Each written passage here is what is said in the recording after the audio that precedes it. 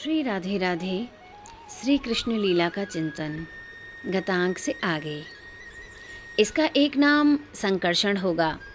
यह नाम इसलिए कि यदुकुल एवं ब्रजकुल दोनों के प्रति इसके मन में समान बुद्धि होगी। यदुवंशी वसुदेव का पुत्र होकर भी यह तुम्हें भी अपना पिता समझेगा। दोनों कुलों का आकर्षण करते हुए इसके मन में एक समान संबंध की भावना जागृत रहेगी। ये तो हुए रोहिणी नंदन के नाम। अब यशोदा नंदन के नाम सुनो। देखो, यह तुम्हारा बालक सत्य, त्रेता, द्वापर, कली इन चारों युगों में ही प्रकट हुआ करता है। इससे पूर्व यह शुक्ल, रक्त, पीत रूपों में अवतीर्ण हो चुका है, किंतु इस बार कृष्ण यानी काले वर्ण में आया है, इसलिए इसका एक नाम कृष्ण होगा। तुम्हें सुनकर आश्चर्य होगा, पर है सर्वथा सत्य कि यह बालक तुम्हारे यहाँ जन्म लेने के पूर्व कभी वसुदेव का पुत्र भी हो चुका है। इसलिए जो इस रहस्य को जानते हैं वे इसे वासुदेव कहकर अभिहित करेंगे।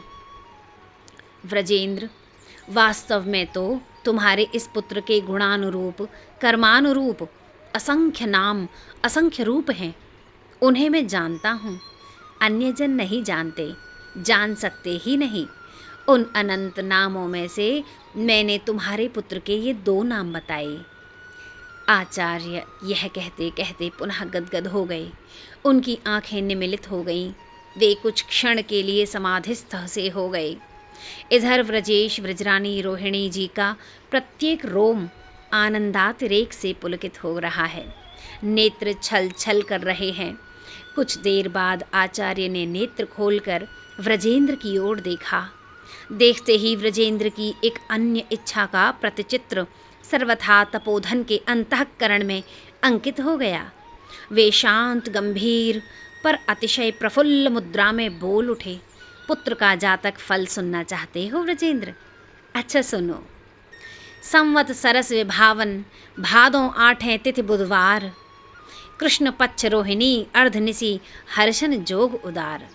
वृष है लग्न उच्च के निशिपति, तनहि बहुत सुख पैहें। चौथे सिंह रास के दिनकर, जीत सकल महिलाएं हैं। पचैं बुध कन्या को जो है, पुत्रन बहुत बड़े हैं। छठें शुक्र तुला के सनिजुत, शत्रु रहन नहीं पे हैं। ऊंच नीच जुबती बहु करे हैं, सतैं राहु परे हैं। भाग्य भवन में मकर मही सुत बहु ऐश्वर्य बड़े हैं। लाभ भवन में मीन बृहस्पति, नवनिधिम घर में ए हैं। कर्म भवन के ईश शनिचर, श्याम बरन तन हुए हैं।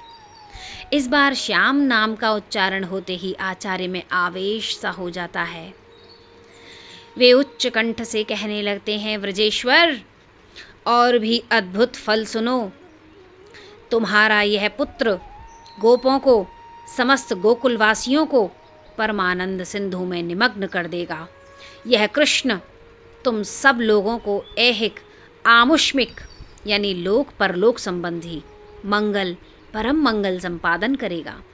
कृष्ण का अवलंबन करके तुम सभी अनायास ही समस्त विपत्तियों को पार कर लोगे। ब्रजेश्वर, इसके पूर्व जन्मों से संबद्ध एक बात तुम्हें सुनाता हूँ। उस समय सुरराज पदच्युत हो चुके थे। नंदन कानन पर दैत्यों का साम्राज्य स्थापित हो चुका था। दैत्य विदलित देवगण त्राह त्राह पुकार रहे थे। उस समय तुम्हारे इस पुत्र ने देव वृंद की रक्षा की थी। इससे रक्षित होकर, इसके बल से ही बलान्वित होकर दैत्यों पर देवों ने पुनः विजय पाई थी।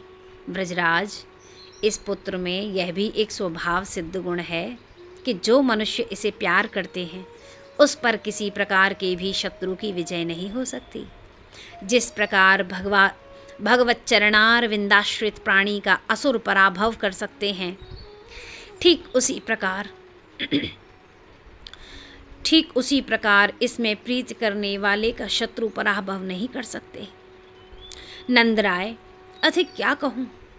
तुम्हारा यह पुत्र सद्गुण, संपदा, कीर्ति एवं प्रभाव की दृष्टि से नारायण तुल्य है। सावधान रहकर तुम इसका पालन करो।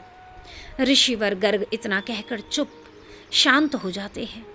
अंजलि बांधकर मन ही मन श्री कृष्ण के चारों चरणों में नत होकर मूक भाषा में वे कहने लगते हैं, गोलोक विहारी तुम्हारी जय हो, जय हो।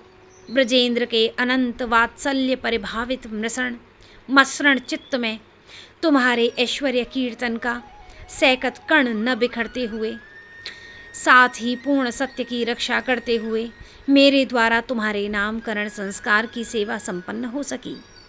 यह सर्वथा तुम्हारी अनुकंपा से ही हुआ है। अनंत करुणार्णव, करुणा का एक बिंदु देकर मेरे लिए इतना ही विधान कर दो।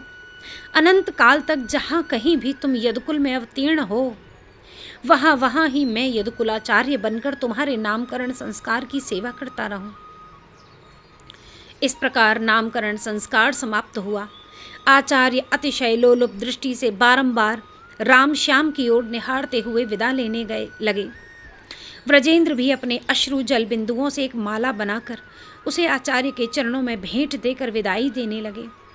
अपार धन संपत्ति के दान को तो आचार्य ने स्वीकार ही नहीं किया। यही अश्रु भेंट लेकर वे चल पड़े। उनकी ओर देखते हुए ब्रजेंद्र इस समय अनुभव कर रहे हैं, मेरी समस्त कामनाएं पूर्ण हो गई हैं। मेरे समान सुखी और कोई है ही नहीं। सुख सागर में निमग्न होकर सुखमय तरंगों में बहती हुई सी श्री रोहिणी एवं ब्रजेंद्र गेहिनी भी रामकृष्ण को गोद में लिए गृह की ओर चल पड़ती हैं। व्रज की रानी यशोदा इस समय किस सुख का अनुभव कर रही है, इसे वे ही जानती हैं। वास्तव में ब्रज का सुख सर्वथा स्वसंवेद एवं अत्यंत अनोखा सुख है।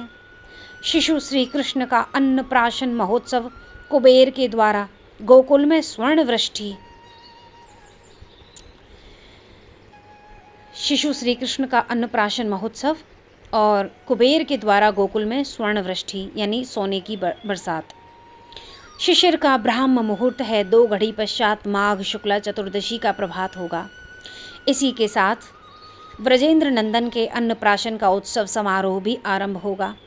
मानो इसकी सूचना प्रातः समीर को भी मिल चुकी है, इसीलिए वह गवाक्ष रंध्रों के पथ से आया। आकर प्रथम पर्यंक शायनी ब्रजेंद्र महिषी के, फिर उनके वक्षस्थल पर विराजित निद्रित ब्रजेंद्र नंदन श्री कृष्ण के चंद्र के पादार विंद उसने स्पर्श किए। स्पर्श से कृतार्थ होकर राशि राशि कुंद पुष्पों से संचित परिमल अपने दुकूल से निकालकर शयनागार में सर्वत्र बिखेर दिया।